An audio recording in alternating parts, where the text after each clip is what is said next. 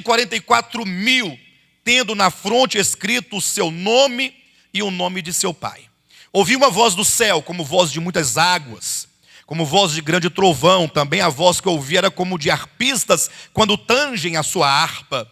Entoavam um novo cântico diante do trono, diante dos 4 seres viventes e dos anciãos. E ninguém pôde aprender o cântico, olha, senão os 144 mil que foram comprados da terra. São estes os que não se macularam com mulheres, porque são castos. São eles os seguidores do Cordeiro, por onde quer que vá. São os que foram redimidos dentre os homens, primícias para Deus e para o Cordeiro. E não se achou mentira na sua boca, não tem mácula. Aí vem o versículo 6, a segunda porção. Aí fala de um anjo voando pelo meio do céu, tendo o que na mão? Um evangelho eterno, para pregar aos que habitam sobre a terra, a cada nação tribilíngue, dizendo o quê? O que essa voz, esse anjo dizia? Temei a Deus e dá-lhe a glória, porque é chegada a hora do seu juízo. E adorai aquele que fez os céus, a terra, o mar e tudo quanto neles existem, ou as fontes das águas. Bem, segunda voz, seguiu-se outro anjo dizendo: caiu a grande Babilônia, que tem dado a beber a todas as nações do vinho da fúria da sua prostituição. A terceira voz, do 9 ao 12, nos fala do terceiro anjo. É uma terceira voz que se propaga dizendo: se alguém adora a besta e a sua imagem, e recebe a sua marca na fronte ou na mão, também esse beberá do vinho da cólera de Deus, preparado sem mistura, do cálice da sua ira, e será atormentado com fogo e enxofre diante dos anjos, ou dos santos anjos, na presença do Cordeiro. A fumaça do seu tormento sobe pelos séculos dos séculos, e não tem descanso algum, nem de dia, nem de noite, os adoradores da besta e da sua imagem, e quem quer que receba a marca do seu nome. Aqui está a perseverança dos santos, os que guardam os mandamentos de Deus e a fé em Jesus. A quarta voz diz: então ouviram uma voz do céu dizendo: escreve, bem-aventurados os mortos, que desde agora morrem no Senhor. Sim, diz o Espírito, para que descansem das suas fadigas, pois as suas obras os acompanham. Versículo 14 a 16 fala da ceifa. Diz assim, olhei e eis uma nuvem branca, e sentado sobre a nuvem um semelhante a filho de homem, tendo na cabeça uma coroa de ouro e na mão uma foice afiada. Outro anjo saiu do santuário gritando em grande voz para aquele que se achava sentado sobre a nuvem: toma a tua ceifa e ceifa, pois chegou a hora de ceifar, visto que a seara da terra já amadureceu. E aquele que estava sentado sobre a nuvem passou a sua foice sobre a terra, e a terra foi ceifada. Aí do 17 ao 20 é a vindima. Olha o que diz: então saiu do santuário que se encontra no céu outro anjo, tendo ele mesmo também uma foice afiada. Saiu ainda do altar outro anjo, aquele que tem autoridade sobre o fogo, e falou em grande voz ao que tinha a foice afiada, dizendo: toma a tua foice afiada e ajunta os cachos da videira da terra, porquanto as suas uvas estão amadurecidas. Então o anjo passou a sua foice na terra e vindimou a videira da terra e lançou-a no grande lagar da cólera de Deus. E o lagar foi pisado fora da cidade, e correu sangue do lagar até os freios dos cavalos, numa extensão de 1.600 estádios. Entenderam? Não entenderam? Mas está tão claro aqui. Está tão claro. Vamos compreender então esse capítulo, que é muito precioso para nós. Eu quero que os irmãos observem aqui 3 coisas extremamente importantes. 3 pontos extremamente importantes. Diz assim: o primeiro ponto, no capítulo 14, você vai encontrar um número de redimidos que estão em pé.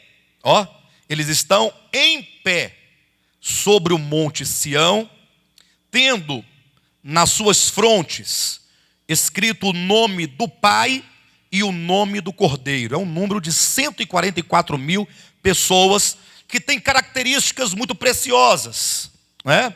eles são aqueles comprados da terra, eles não se macularam com mulheres, eles são castos, são seguidores do Cordeiro, por onde quer que o Cordeiro vá, eles são primícias para Deus e para o Cordeiro. Não se achou em sua boca nenhuma mentira, nenhuma mácula. Esse é um ponto que deve ser lido e associado ao versículo 14 e 16. Por quê? Ora, porque se no 14 você tem aqui uma colheita de primícias, e a palavra primícias, esse termo, ele vai ser encontrado lá no livro de Levítico, capítulo 23, quando Deus fala para Moisés acerca das festas de Israel. E então nós temos ali, nas festas do povo de Israel, a primeira festa lá é a festa dos pães asmos, certo? A segunda festa é a festa da Páscoa. A terceira festa é a festa das primícias. Então veja que aqui as primícias, no capítulo 14, ele tem um referente no Antigo Testamento. Sabemos que o livro do Antigo Testamento também foi escrito numa forma de figuras. E o que era então a festa das primícias? Sabemos que há um aspecto literal e há um aspecto simbólico, né? Então o literal era o quê? O povo de Israel plantava nos seus campos a sua seara. E então, quando os frutos começavam a amadurecer, eles faziam uma primeira colheita. Ou seja, eles colhiam os primeiros frutos maduros, que eram armazenados todos em feixes, e eram chamados de primícias. Essas primícias eram colhidas antes do colhimento de toda a seara. Então, eram os primeiros frutos a serem colhidos. Esses frutos colhidos, as primícias, eram levados para dentro do templo, onde o sacerdote os movia diante de Deus. É como que levantasse numa cerimônia esses feixes, né? Daí vem a expressão oferta alçada. Ou seja, aquela oferta que foi alçada, ela alçou. Ou seja, o sacerdote a levantou. Alçar quer dizer levantar. Eu me lembro quando eu era criança, minha mãe falava muito, na igreja se falava muito das ofertas alçadas, né? Aí tinha o dízimo, que era o dinheiro para levar. Aí tinha as primícias, que era o dinheiro também, era uma oferta diferente do dízimo. Aí também tinha as ofertas alçadas, que também era dinheiro. Mas eu nunca tinha entendido o que significava uma oferta alçada. Quem já ouviu falar de oferta alçada? E era só ler, né? Oferta alçada é a oferta que foi levantada. Alçar. Pegue depois um dicionário e procure saber o que é alçar. É levantar. Então veja que as primícias, elas vão aparecer lá no Antigo Testamento. A primeira porção do capítulo 14 fala aqui de um grupo de pessoas que estão alçados, portanto, eles foram elevados ao cimo do monte e lá eles estão como primícias para Deus e para o Cordeiro. Do mesmo modo que eram colhidos os primeiros frutos lá da seara do povo de Israel, e esses primeiros frutos, isto é, as primícias, eram oferecidas a Deus para o desfrute de Deus pelo sacerdote dentro do templo. Aqui também é dito que essas primícias, elas são oferecidas a Deus e ao Cordeiro para o desfrute de Deus e o desfrute do Cordeiro. Bem, isso é o sentido literal lá no Antigo Testamento. O que era uma festa das primícias? Ora, era o colhimento dos primeiros frutos, os primeiros a amadurecerem, e eram então oferecidos para Deus. Daqui a pouco nós vamos então falar o significado espiritual, tanto lá em Levítico 23, quanto aqui em Apocalipse capítulo 14, ok? Apenas comece a fazer a distinção do que se trata em cada parte do capítulo 14. E por que essas primícias têm que se relacionar com os versículos 14 a 16? Ora, porque se do 1 ao 5 você tem o colhimento das primícias, em algum momento tem que se dar o colhimento do restante da seara, não tem? Não colhe-se os primeiros frutos? Ora, mas os demais frutos também precisam de ser colhidos. Então, A diferença é que os primeiros a amadurecerem são colhidos no momento diferente do restante da seara. E a razão é muito simples. Os demais frutos só serão colhidos posteriormente ao colhimento das primícias, porque eles não estavam maduros quando, por ocasião do colhimento das primícias. E as primícias só foram colhidas porque já estavam maduras. Imagine você ter um campo de trigo, ou de qualquer outra coisa que você queira imaginar. Então, num dado momento, começa a nascer as flores, os pendões, tal, e aí vem o fruto, e aí logo, alguns frutos começam logo a amadurecer, e os outros continuam verdes. Perfeito? Então, você logo colhe as primícias. Essas primícias deveriam ser levadas para dentro do templo, e ali alçadas. O sacerdote pegava e fazia um movimento. Eu não sei se vocês já viram também na igreja católica, os padres, os sacerdotes lá, os presbíteros, eles às vezes pegam aquele incensário, e fica alçando, jogando para cima aquela fumaça. Isso é um ritual que se espelha, pelo menos em tese, lá no Antigo Testamento. Talvez tenha outras origens mais remotas, mas não vamos entrar nos méritos agora. E depois de alguns dias, o restante da seara amadurece. Aí você tem que, então, depois de um dado tempo, colher o restante da seara. Por isso que as primícias, 14, de 1 a 5, têm uma relação íntima com o 14, 16, a ceifa. Leia para você ver a ceifa aí, 14, 14. Olhei e eis uma nuvem branca, e sentado sobre a nuvem um semelhante a filho do homem, tendo na cabeça uma coroa de ouro e na mão uma foice afiada. Outro anjo saiu do santuário gritando em grande voz para aquele que se achava sentado sobre a nuvem: toma a tua foice e ceifa, pois chegou a hora de ceifar, visto que a seara da terra já... Então não se colhe antes do amadurecimento. As primícias foram os primeiros a serem colhidos em razão do seu amadurecimento primeiro. O restante da seara no momento depois. Então percebe então que a única seara, ela é colhida em 2 momentos: primícias e depois seara, ou messe, como os irmãos queiram entender. Isso está claro para os irmãos? Percebe no texto? Observe também que se deve ler os versículos 17 e 20, também relacionados a isso. Só que agora não fala de uma seara, fala de uma vindima. Veja, Então, versículo 17: saiu do santuário que se encontra no céu outro anjo, tendo ele mesmo também uma foice afiada.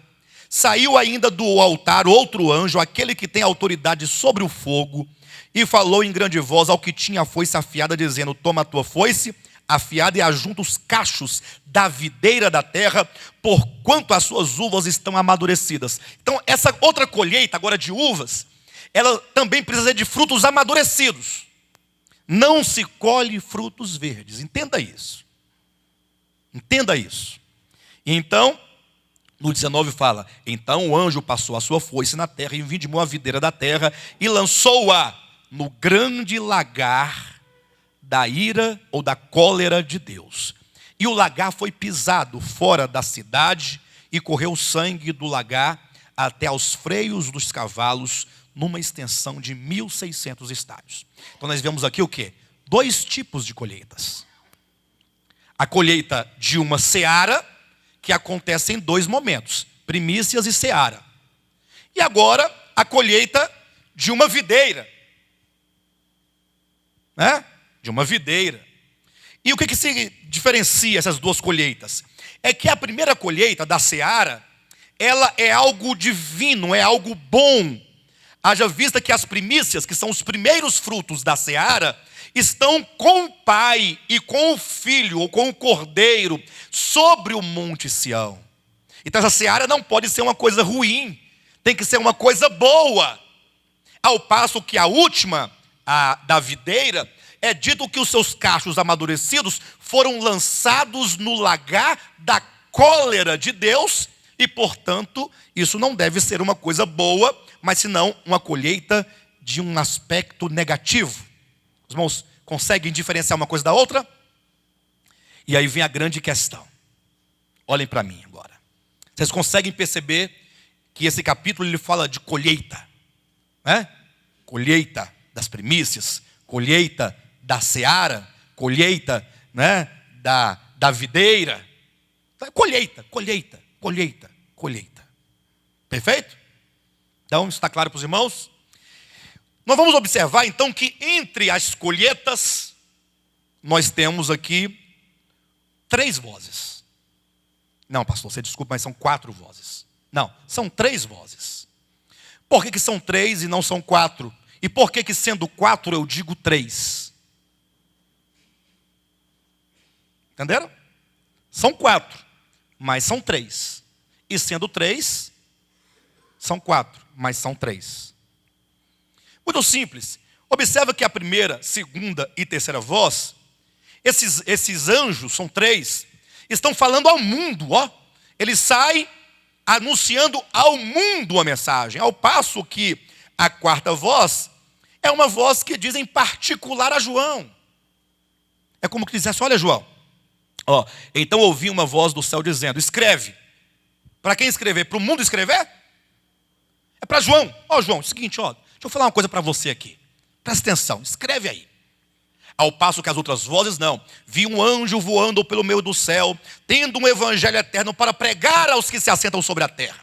Irmãos, esses detalhes têm que ser percebidos. Olha o versículo 8, que é a segunda voz. Seguiu-se outro anjo, o segundo, dizendo, caiu a grande Babilônia, que tem dado a beber a todas as nações do vinho da sua prostituição. É um anúncio ao mundo, dizendo que a grande Babilônia ruiu-se. Versículo 9, terceira voz, seguiu-se a estes outro anjo, o terceiro, dizendo em grande voz, olha, se alguém adora, está vendo? Ó? Dizendo também ao mundo. Agora, a quarta voz, não. João, vem cá, escreve aí, ó. Escreve aí. Quem está conseguindo contemplar o capítulo 14 agora com bastante clareza? Pelo menos o seu aspecto imediato, né? Não falamos o significado, mas você tem que olhar para o capítulo 14 e ver, olha, nós temos a colheita das primícias, primeiro momento. Colhendo-se as primícias, seguem-se 3 vozes. Ao cabo das 3 vozes, segue mais uma voz, ó. Perfeito? A quarta. Depois dessas vozes, agora sim, vamos colher o restante da seara. E colhendo então o restante da seara, colhe-se a videira da terra e lança-a no lagar da cólera de Deus. Ponto. Capítulo 14 está falado todo. Sabe por que muitas vezes nós não conseguimos compreender? Eu quero até aproveitar e fazer aqui a propaganda do querigma, né? Porque o querigma nós vamos trabalhar esses aspectos de leitura, né?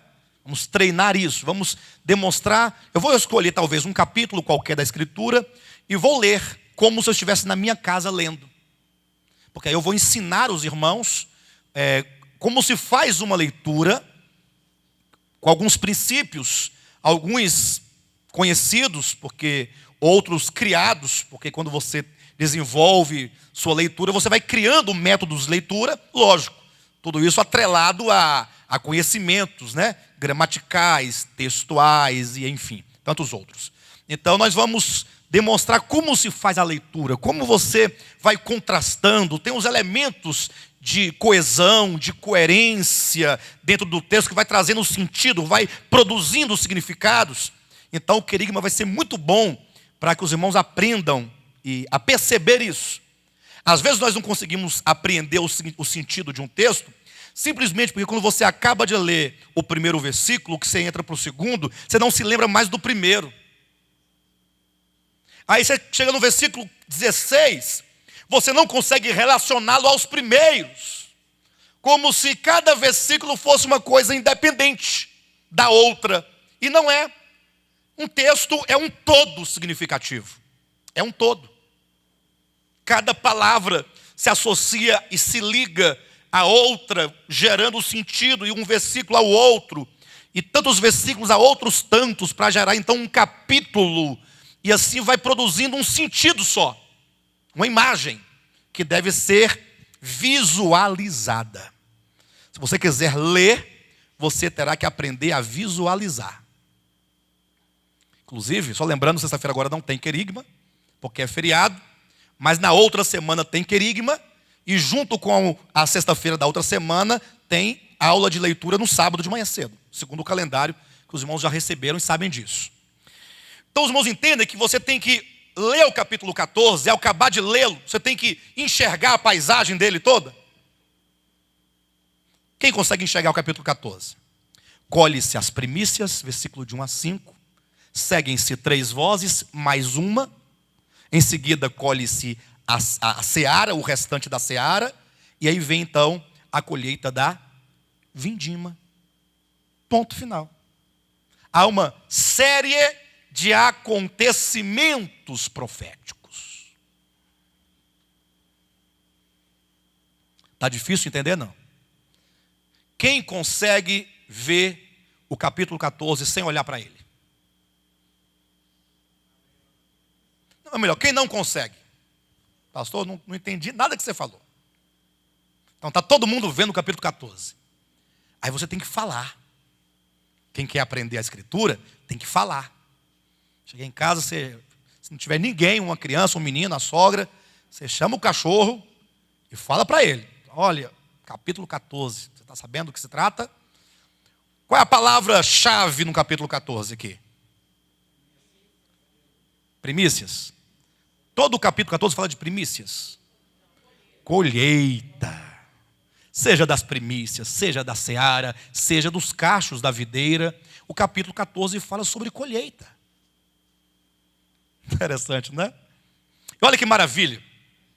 Pastor, tá bom, entendi, a colheita está muito evidente aqui. E entre as colheitas tem algumas vozes clamando ao mundo mensagens. Mas agora a grande dificuldade é saber o que significa a colheita. Abra sua Bíblia no capítulo 15 de 1 aos Coríntios. Capítulo 15, versículo 20. Diz assim, olha. Mas, de fato, Cristo ressuscitou dentre os mortos, sendo Ele as primícias dos que dormem. As primícias dos que dormem. Interessante. Aí o capítulo 15 de 1 Coríntios, ele fala acerca da ressurreição. Capítulo 15. Todo o capítulo 15. Um capítulo que todos nós devemos lê-lo pelo menos uma vez por ano. Uma vez, no mínimo. Se você puder ler mais vezes, melhor. Mas é um capítulo tão central no Evangelho, tão importante, que você nunca deve deixar de constantemente retomá-lo no seu entendimento, para que você não perca de vista essa doutrina fundamental acerca da ressurreição. Agora, nesse capítulo, é dito que Cristo, o Cristo ressurreto, quando ele ressurgiu dentre os mortos, e agora ele é colhido e levado ao Pai, diz que ele é as primícias, dentre os mortos. Então, quando Deus, ele toma dentre homens para si alguém, ele está colhendo, perfeito? Quando diz as primícias dos que dormem, quer dizer o seguinte, que Cristo, eu estou falando aqui de 1 Coríntios 15 e não de Apocalipse, eu estou apenas demonstrando como que a Escritura ela dá o símbolo e ela própria dá o significado do símbolo. Você não precisa inventar um significado. Não adianta pegar um envelope e dizer para os irmãos colocarem dinheiro aqui dentro e trazerem como primícias para Deus, que não é verdade. Porque quando a Bíblia fala de primícias, ela própria diz que primícias é colheita. Colheita de alguma coisa. No caso aqui de pessoas. No caso específico de 1 Coríntios 15, colheita daqueles, no caso, dentre os mortos, aqueles a quem Deus ressuscita e toma para si. Cristo, enquanto as primícias dos que dormem, ele foi o primeiro e o único a ressuscitar eternamente para Deus e a ressuscitar de si mesmo pelo seu próprio poder. E ele é aquele que é colhido dentre todos os mortos, o único dentre os mortos que saiu da sepultura e está vivo, glorificado nos céus, é Jesus. Nenhum outro. Todos os demais serão colhidos em tempo posterior. Ele é a primícia, o primeiro dentre os mortos que foi colhido para Deus, para o desfrute do Pai.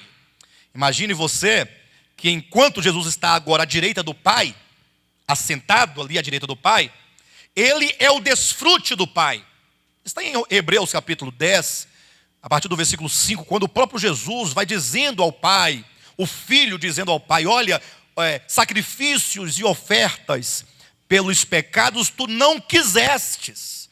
Ou seja, não está, isso é o Filho, o Verbo, o Filho unigênito, dizendo ao Pai, tu não quiseste essas coisas, não está no teu coração, não é a tua vontade. Por isso, buscando te agradar e agradar ao teu coração, e no livro ou no rolo está escrito a meu respeito, Jesus diz, eu estou aqui então para fazer a tua vontade. Aí diz, e é nessa vontade do Pai, ó, qual é a vontade do Pai? Que o seu filho fosse o sacrifício. Não que um bode, ou uma ovelha, ou um cabrito fosse o sacrifício. Então, quando Jesus Cristo está ali, na obra de redenção, aquilo traz prazer profundo para o Pai. Tanto é verdade isso, que as 3 vezes no Evangelho, em que Deus fala dos céus em voz audível, e se escuta na terra o que essa voz divina fala acerca do seu Filho, ele vai dizer por 3 vezes, este é o meu Filho amado, em quem me comprazo. Mateus capítulo 3 ele diz, é meu Filho amado. Em João capítulo 12 ele diz, este é meu Filho amado. Não é isso? No capítulo 12 ali, por ocasião ali dos... E também em Lucas capítulo 9, no Monte da Transfiguração, é dito, este é meu Filho amado. Pastor, o que tem a ver uma coisa com a outra? Aí você tem que perguntar, por que Deus falou? Em que momento ele disse, esse é meu Filho amado, em João 3, Mateus 3? E em que momento, batismo, muito obrigado.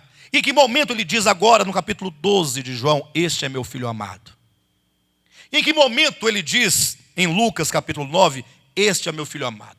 Quando você coloca os momentos um ao lado do outro, mas por que aqui ele disse isso? E por que aqui ele repetiu isso? E aqui novamente ele torna a dizer isso.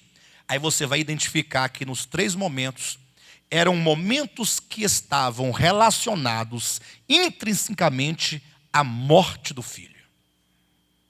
Jesus saía das águas do batismo, que representa a sua morte e ressurreição. No momento em que figuradamente o Filho representa o que ele haveria de fazer na cruz, esse é meu Filho amado. O meu prazer está no meu Filho e este crucificado. Porque ele não quer sacrifícios de bodes, de ovelhas, ele quer o sacrifício do Filho amado. Ele é o Filho amado, o Filho do amor do Pai, porque ele cumpre toda a vontade do Pai. Perfeito? Mateus 12, ou melhor, João capítulo 12, quando ele fala, esse é meu Filho amado novamente, foi no momento em que os gregos queriam ver a Jesus. E por que os gregos queriam ver a Jesus? Ora, porque saiu a notícia que Jesus havia ressuscitado a um homem, chamado Lázaro, que estava sepultado há 4 dias.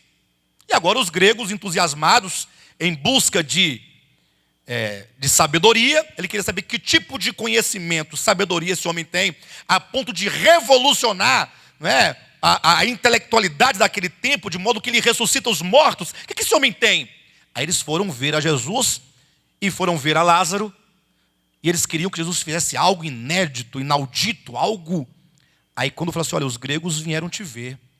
Que aí ele aproxima-se, os gregos olham para ele, esperando um prodígio, uma coisa fantástica. Aí Jesus fala o seguinte, olha, se o grão de trigo caindo na terra não morrer, ele fica só. Mas se morrer, produz muito fruto. Os gregos vieram ver o Deus da ressurreição, depararam-se com o Deus da morte.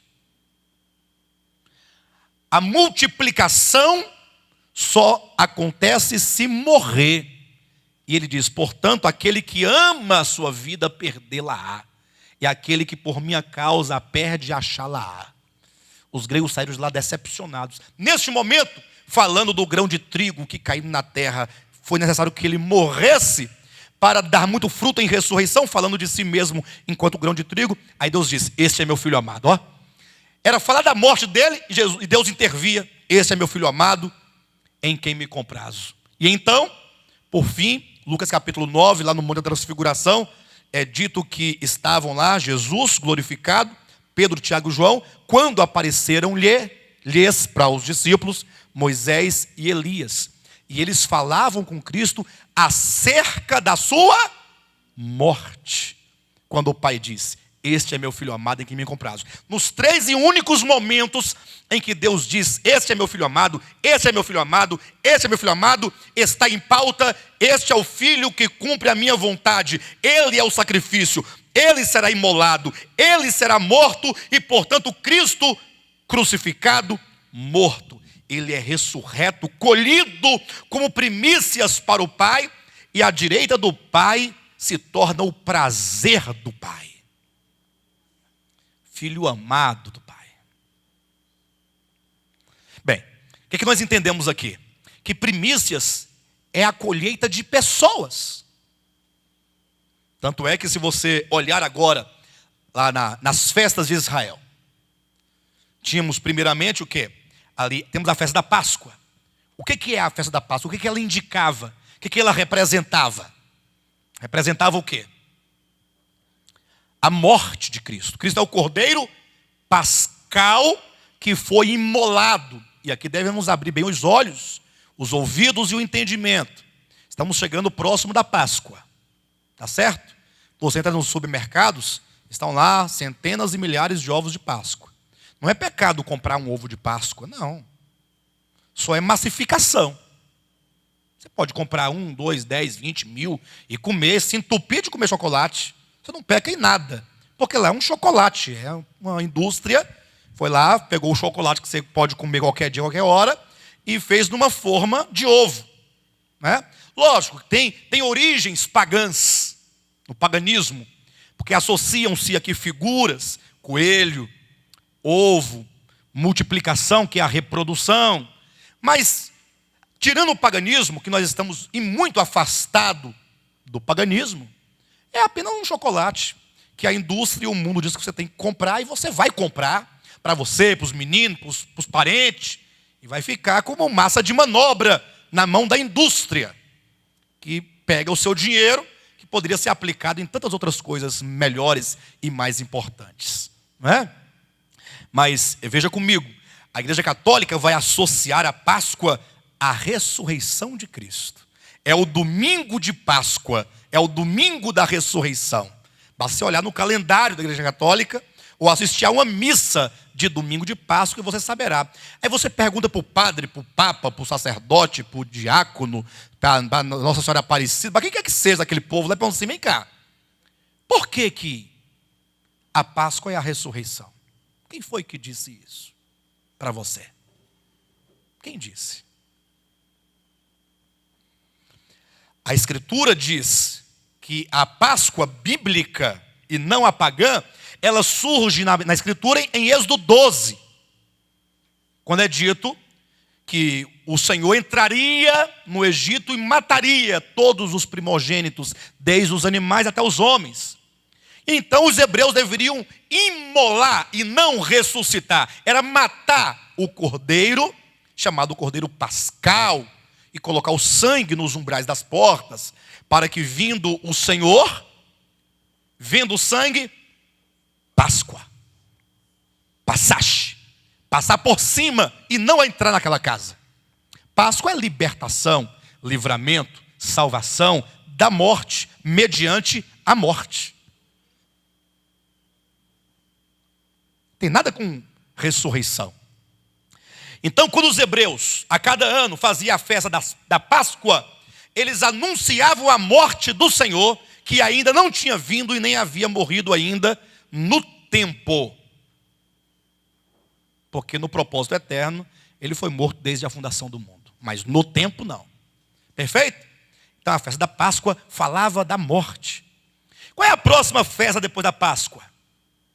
As primícias. Então, se Cristo morre na Páscoa, ele ressuscita nas primícias. Perfeito? Ele tem que ressuscitar. Então a Páscoa anuncia a morte e a festa das primícias anuncia a ressurreição e ascensão, porque essa oferta, ela era o quê? Alçada, ó, ressurreição, ascensão, entronização, glorificação, exaltação, vitória.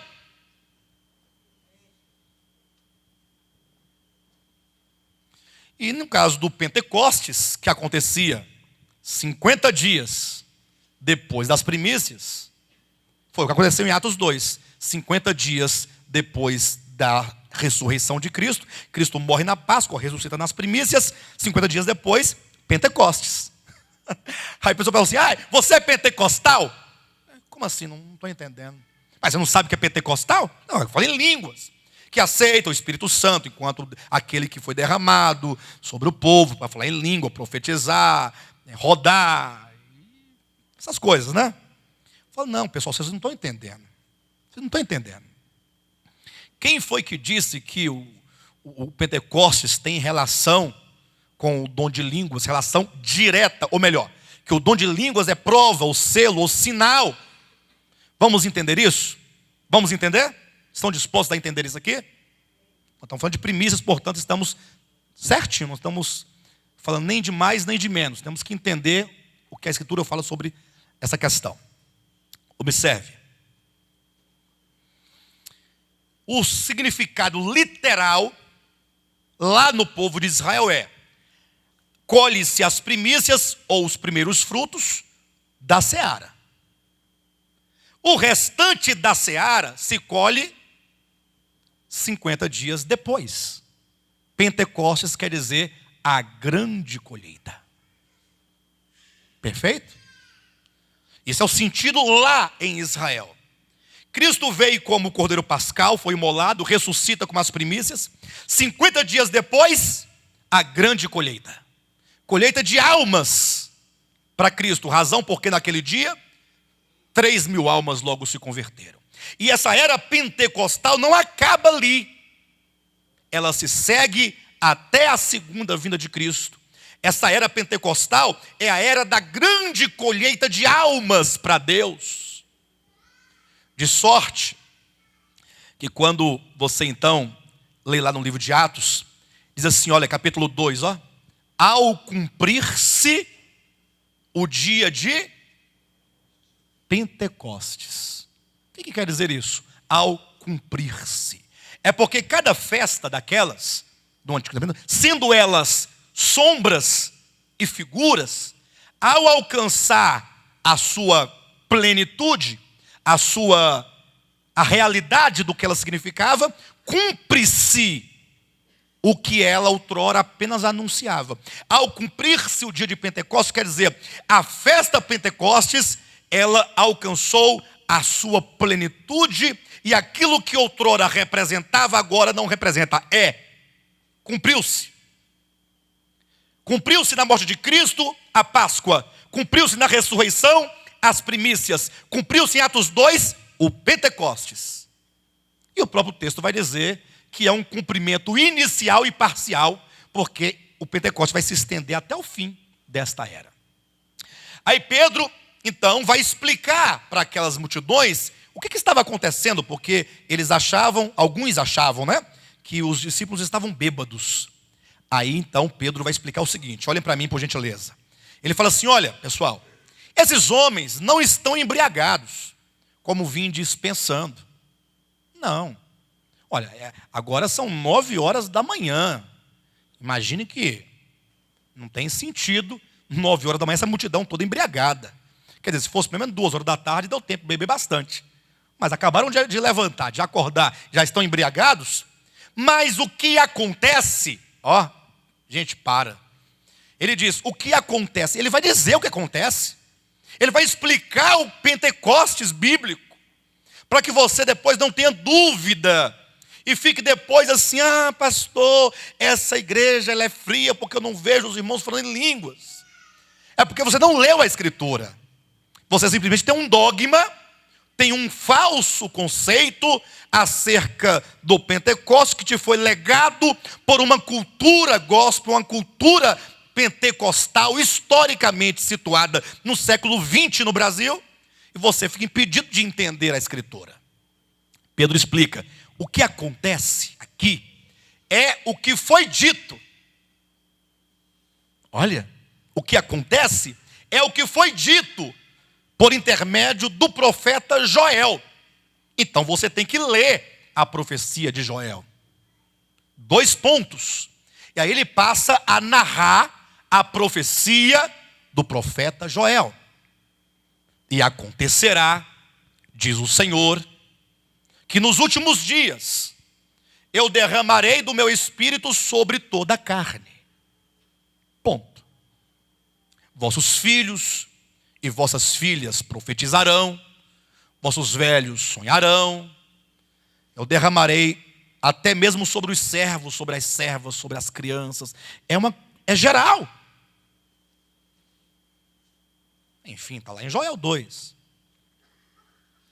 Sonharão, profetizarão e terão visões. Ok? Aí eu pergunto para os irmãos: o que acontecerá nos últimos dias? Conforme Joel. Vai lá, pessoal, ajuda lá. E acontecerá nos últimos dias, vírgula, diz o Senhor, vírgula, derramarei do meu espírito sobre toda a carne. Esta é a verdade. O Pentecostes, ele só acontece. A grande colheita só é possível de acontecer quando o Espírito é derramado sobre toda a carne. Aí diz que, havendo o Espírito sido derramado, o que aconteceria? O grande evento é o derramamento do Espírito sobre toda a carne. E o que ocorreria com esse derramamento, segundo Joel? Profecia, sonhos e visões. É o que diz Joel. Aí de repente você vai encontrar Pedro. O que acontece aqui é o que foi dito por meio do profeta Joel. O que ele disse? Que ao ser derramado o Espírito Santo, os jovens iriam profetizar, teriam visões e os velhos sonhos. Aí eu pergunto: isso aconteceu em Pentecostes? Atos 2? Teve sonhos? Mas Joel disse que haveria sonhos, certo? Teve visões? Joel disse que teria. Teve profecias? Engraçado que teve línguas. E Joel não disse que teria línguas. Talvez alguém dissesse assim: ó, Pedro, eu acho que você deve estar equivocado, porque o que acontece não é o que foi dito. Porque lá não diz línguas e aqui tem línguas. E o que diz lá não tem aqui, e o que tem aqui não tem lá. Perfeito? Só que Pedro, apóstolo, aquele que tem a autoridade de interpretar o Antigo Testamento e trazer o sentido em realidade, diz: o que acontece aqui é o que foi dito e ponto final. E portanto, o que acontece aqui é o que foi dito lá.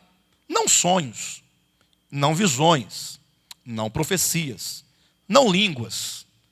Porque isso aí pode variar. Depende do Espírito como ele quer se manifestar. Mas o que acontece aqui é o que foi dito lá. O Espírito sendo derramado.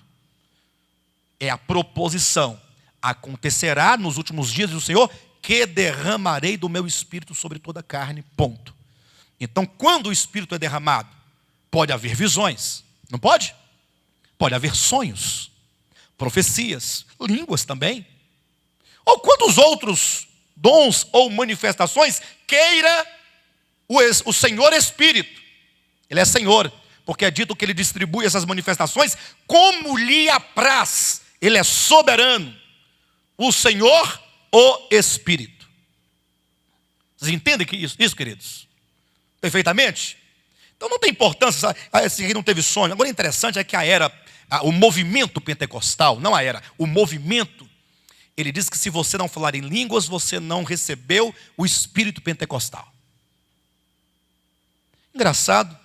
Mas Joel que é o protótipo, pelo menos que expressamente diz acerca deste evento, ele diz que uma das manifestações seria sonhos. Agora, quem já ouviu dizer que um pentecostal dissesse assim: olha, pastor Renato, você foi batizado com o Espírito Santo porque você sonhou? Já ouviram falar disso? Por que tem que ser línguas e não pode ser sonhos? Se Joel diz que ao ser derramado o Espírito, os velhos sonhariam. Pastor, tive um sonho profético, uma coisa, sonhei. O irmão foi batizado no Espírito Santo porque sonhou. E aí, enquanto uns na igreja estivessem falando em línguas, outros deveriam estar dormindo para sonhar. Por isso, não julgue o irmão no culto quando estiver dormindo, que ele pode estar cheio do Espírito. Cheio do Espírito. Sonhando. Os irmãos percebem o equívoco? Há um equívoco nisso. No caso, na visão do movimento pentecostal. Não importa se é sonho, são manifestações diversas. Então, ao ser derramado o Espírito Santo, começou uma grande colheita de pessoas. Quando a Bíblia fala de colheita, fala de pessoas. Sejam elas em ressurreição, como Cristo, as primícias dos que dormem, sendo colheita, pessoas sendo arrancadas e levadas a Deus, colhidas para Deus, seara, pessoas. Não é sem razão que o apóstolo Paulo, em 1 Coríntios capítulo 3, versículo 9, diz que a igreja, o povo de Deus, é uma grande seara. Então, quando a Bíblia fala de seara, de colheita, de primícias, pense em pessoas. Perfeito? Pense em pessoas colhidas para Deus. Deus colhendo. Se for em ressurreição, é colheita. Se for espiritualmente do mundo para o reino da luz, é colheita. E se for da terra para os céus, em arrebatamento, é colheita. Então, observe os irmãos que é a própria Escritura que nos traz o significado. De repente, os irmãos chegaram aqui hoje, começamos a falar sobre 1 Coríntios capítulo 14, e de repente nós fomos falando e demonstrando, e li aqui um pouco aqui, e observava o capítulo 14, depois observava 1 Coríntios 15, e observava Levítico 23, e aí de repente foi sendo formado no seu entendimento, e aí a verdade veio à luz. Sim ou não, pessoal? Não, numa boa. Não fala assim, não. A não ser que seja assim. Se for sim, é assim. Se for não, pastor, não deu certo, pastor. Não foi por aí. Hein? Quando fala de colheita, pense em pessoas sendo colhidas, seja da morte para a vida, seja do mundo das trevas para o reino da luz, seja da terra para o céu, colhendo. Seja dos cachos para o lagar, pessoas. Deus vai colher pessoas. Por isso que é dito que o semeador saiu a semear, a semente da palavra. E aqueles que a receberam, em cujo coração a semente frutificou, essa pessoa agora regenerada, ela própria torna-se semente. E tais sementes, que são os filhos do reino, são semeados no mundo. Mateus capítulo 13. Olha o diálogo que nós estamos fazendo, Apocalipse 14, 1 Coríntios capítulo 15, Atos capítulo 2, Levítico capítulo 23, agora Mateus capítulo 13. Então, em toda a Escritura, Deus vai falando. Pessoas, sementes, plantados, crescendo, e Deus tem que colher então. 1 Coríntios 3,9, lavoura de Deus sois vós, a igreja enquanto uma grande lavoura de Deus. O povo de Israel no Antigo Testamento, uma plantação de uvas, né? Uma cerca em volta, enfim, sempre falando desse aspecto de Deus ter um povo enquanto uma lavoura a ser colhida, a crescer, a dar fruto. Isso está claro para os irmãos? Perfeito? O sentido brota a partir do momento que você vai relacionando tudo que a própria Escritura fala em toda ela acerca desse mesmo ponto. Portanto, Voltando para Apocalipse capítulo 14, nós estamos aqui diante, portanto, da colheita final. E essa colheita, como bem já falamos aqui anteriormente, são de duas naturezas. Uma em que se colhe para Deus, para o seu desfrute. Outra que se colhe para a ira de Deus, como aqui nós temos no 14, 17, a vindima, em que se colhem os cachos de uvas e são lançadas, portanto, no lagar da cólera de Deus. Então Deus vai colher salvos e Deus vai colher perdidos. Todos os homens serão por fim colhidos, porque todos foram plantados na terra e todos darão frutos. Lembrando que essa colheita, ela só pode acontecer com um amadurecimento. De sorte que você que é um salvo em Cristo, portanto você é trigo, conforme a parábola do trigo e do joio, em Mateus capítulo 13, Deus um dia vai te colher.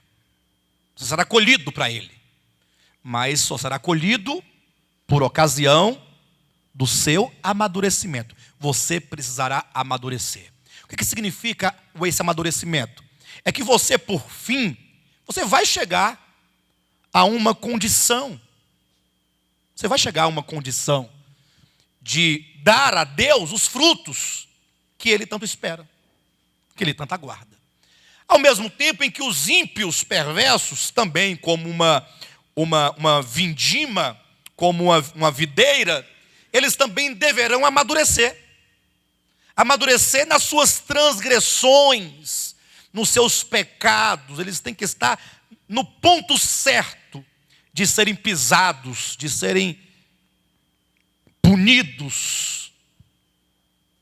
Lembram quando Deus falou para Abraão, lá em Gênesis capítulo alguma coisa, versículo alguma coisa nesse sentido? Estava lá Abraão na terra de Canaã, já andando, e Deus falou assim: olha, Abraão, essa terra foi a que eu te prometi. Só que você não vai se apropriar da terra agora.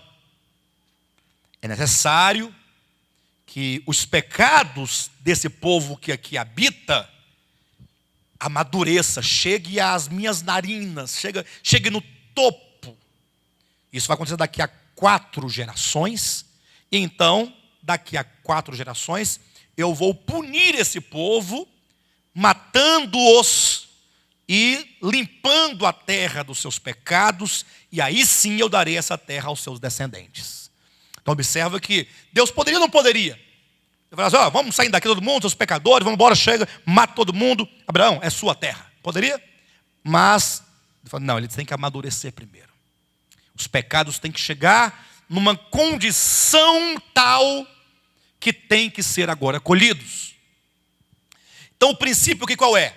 A colheita, seja do povo de Deus ou dos ímpios, exige amadurecimento. Amadurecimento no sentido positivo, que cheguemos nós a cumprir o que Deus deseja que se cumpra em nós. No aspecto negativo, que se cumpra nos ímpios aquilo que tem que ser cumprido para que o poder de Deus sobre a vida deles e a justiça de Deus se manifeste de maneira clara e contundente, de maneira que todo o universo, por fim, contemple as obras de Deus. O problema é que quando se fala de obras de Deus, sempre se pensa em coisas positivas. O cego enxergou, são as obras de Deus. Abriu o mar vermelho, são as obras de Deus. E não consegue ver que quando o povo de Israel saiu do Egito e atravessou o mar vermelho, o povo, Faraó e seus exércitos entraram também perseguindo o povo de Israel, e as rodas dos carros foram travando dentro do rio, dentro do mar, e eles ficaram impedidos de sair dali. Quando todo o povo de Israel saiu do outro lado, aí Deus fechou o mar, matando a todos eles ali, Faraó e seus exércitos, né? E ali também foram as obras de Deus. Não somente o fato do cordeiro pascal ser imolado lá no Egito, obra de Deus, as pragas caíram, obra de Deus, o livramento do Egito, obra de Deus, o povo passará salvo, obra de Deus, a morte dos egípcios, obra de Deus. Por isso que em Romanos capítulo 9, ao falar da soberania de Deus, é dito que no final as obras de Deus serão manifestadas nos vasos de ira e nos vasos de misericórdia. Então isso é maravilhoso. Então aqui nós temos a colheita dos aspectos positivos, o povo de Deus, dos negativos, nos ímpios. Perfeito? Agora, olhe para o capítulo 14 de Apocalipse, de novo. Nós temos a colheita das primícias nos versículos de 1 a 5. Daqui a pouco falaremos dela, se der tempo hoje. Senão fica para a semana que vem. E temos o restante da colheita da seara no versículo 14, ó. Sim ou não? Ah, aí vem um detalhe. O povo de Deus, seara de Deus, não será colhido de uma só vez. Quando você ouve a pregação que no arrebatamento toda a igreja será arrebatada, não é verdade. Primeiro as primícias, depois a messe. Perfeito, queridos?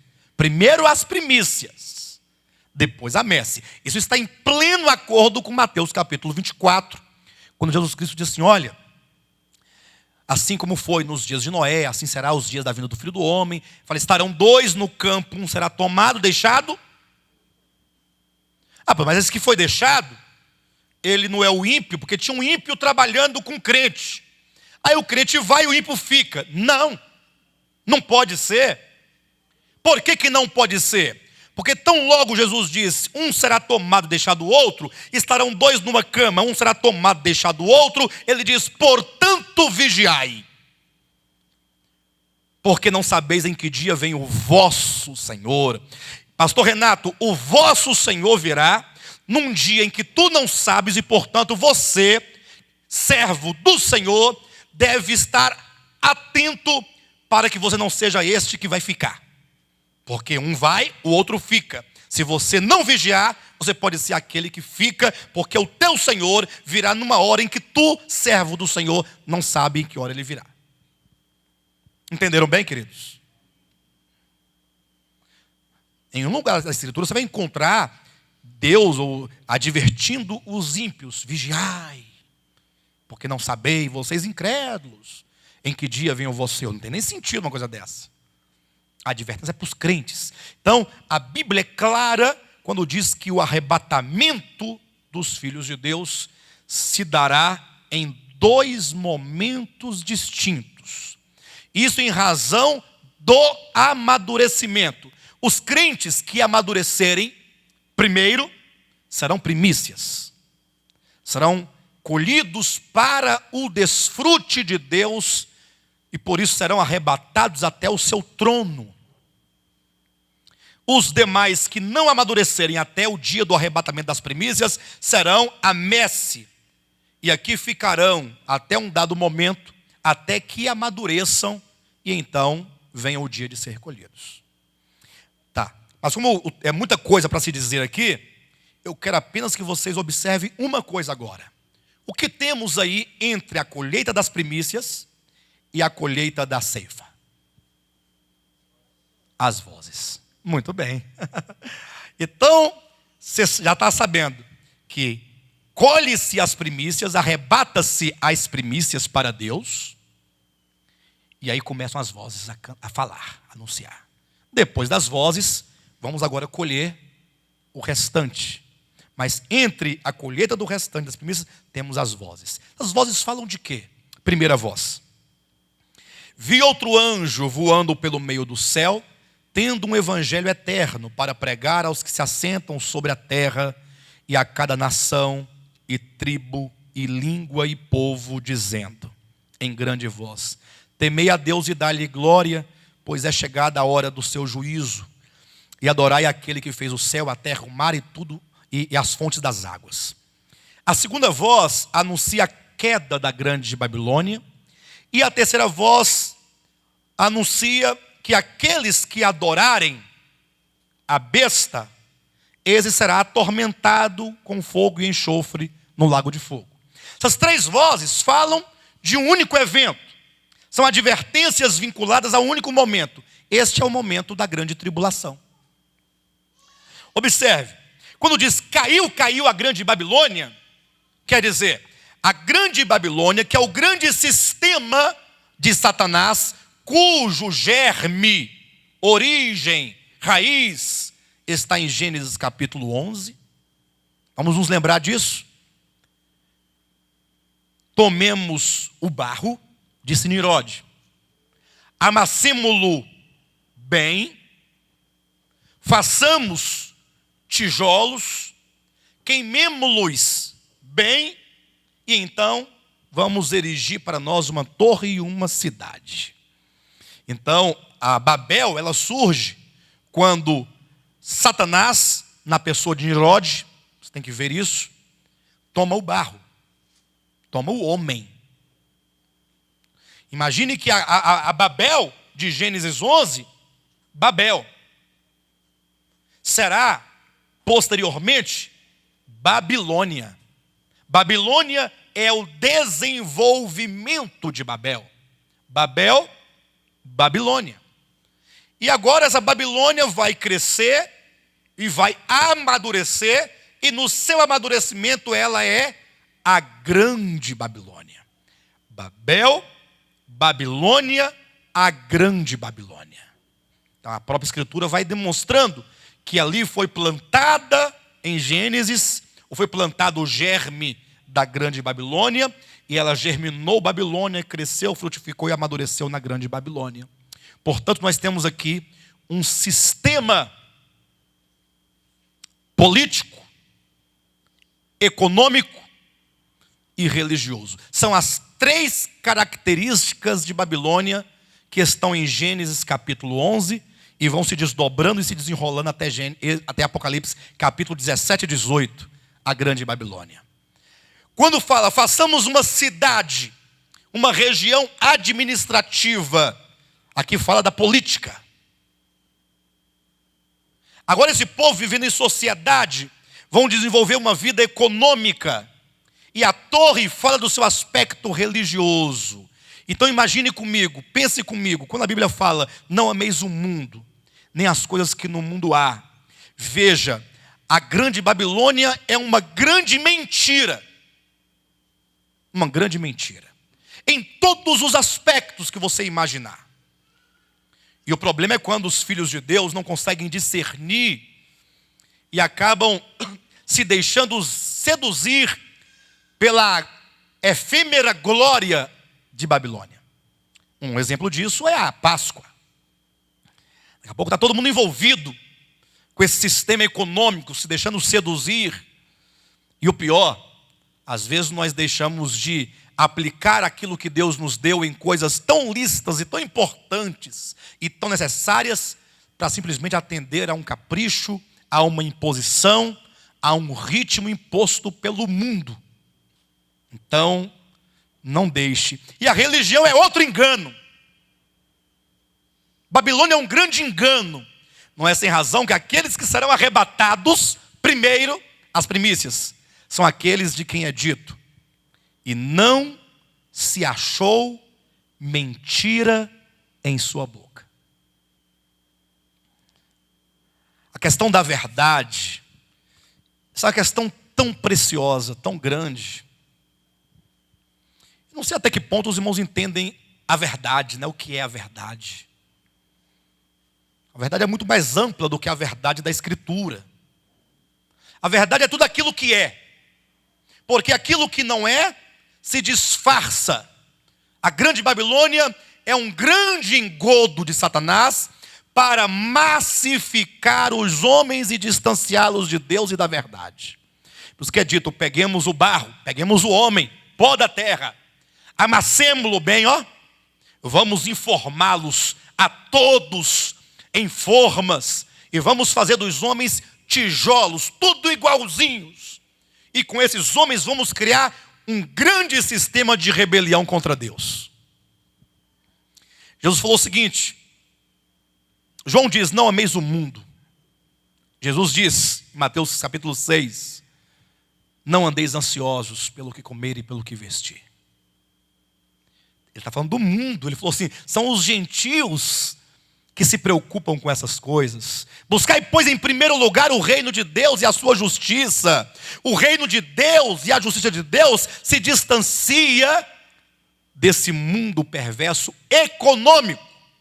porque deixamos de confiar no Criador, deixamos de confiar naquele que nos sustenta, aquele que é o dono do ouro e da prata, e agora nos lançamos dando o nosso melhor, a nossa vida, a nossa saúde, com uma ansiedade tremenda para possuir o comer, o beber e o vestir e o aposentar-se, finalmente.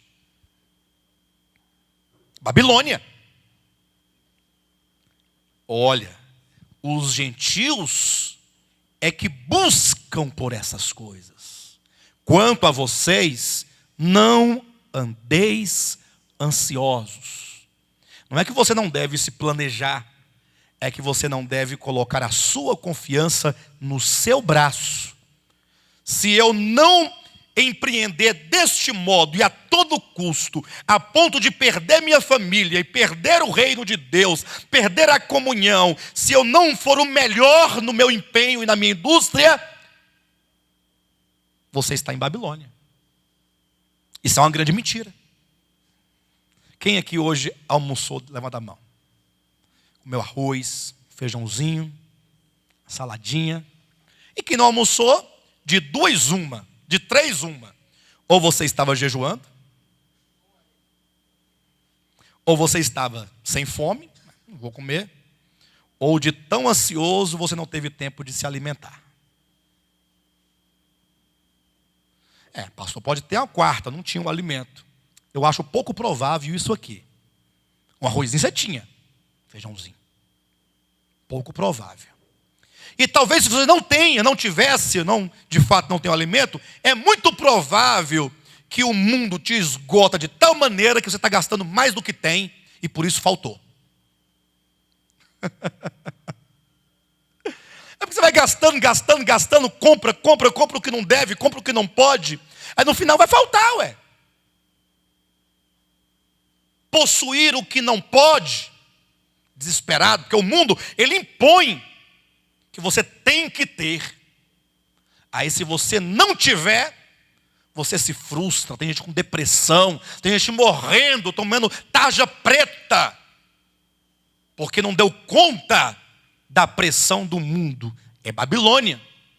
Mas um dia esse sistema vai cair. Ele vai cair.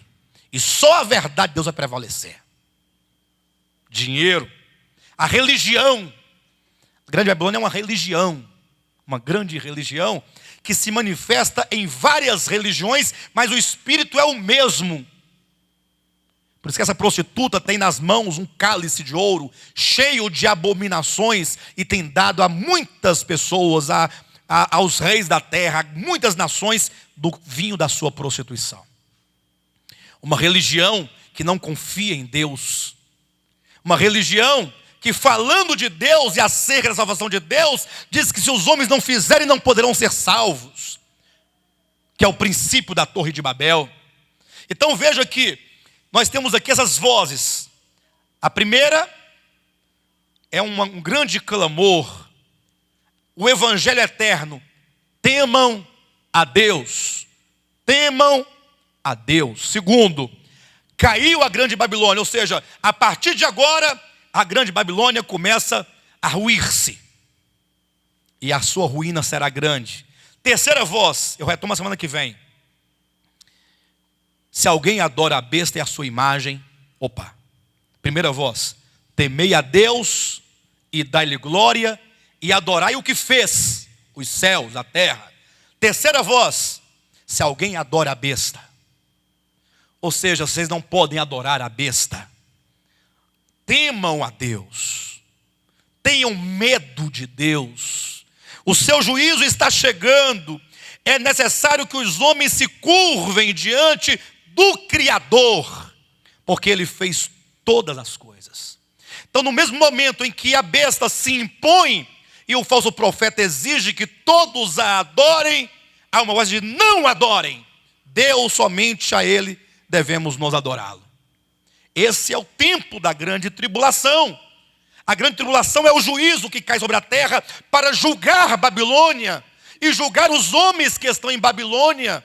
E portanto a primeira voz, que é o convite, a exortação para que se tema a Deus e dê a Ele a glória e adorar somente a Ele, porque Ele é o Criador, está associada à queda de Babilônia e à adoração da besta. Portanto, volte o seu olhar de novo para o Apocalipse capítulo 14 e veja, os santos vencedores enquanto primícias, arrebatados aqui no versículo de 1 a 5. Eles estão em pé diante do trono de Deus. Semana que vem eu vou retomar, nós vamos ler os versículos um por um e explicar as primícias.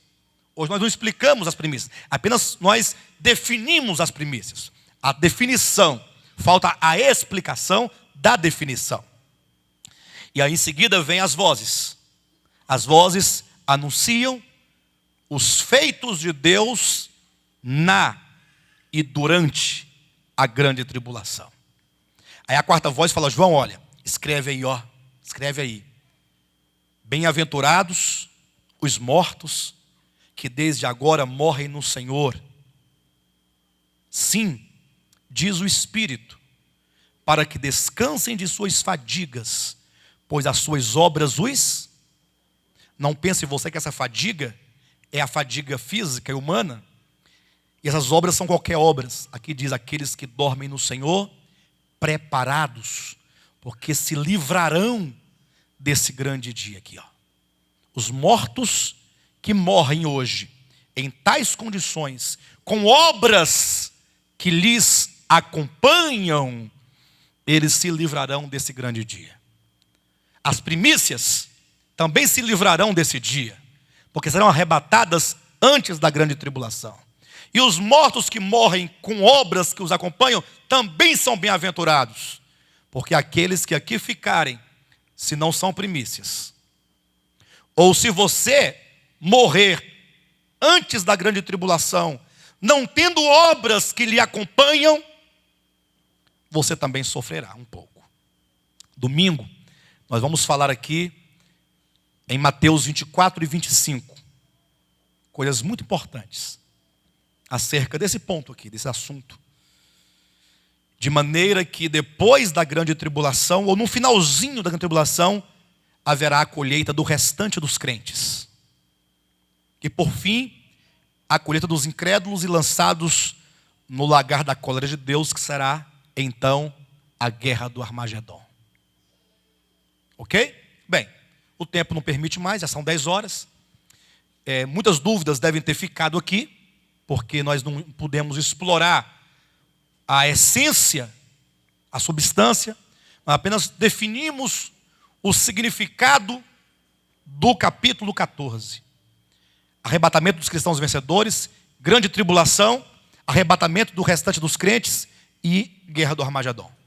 Está aqui no capítulo 14. Semana que vem nós vamos retomar e vamos então discorrer ponto a ponto deste capítulo. Tá bom, queridos?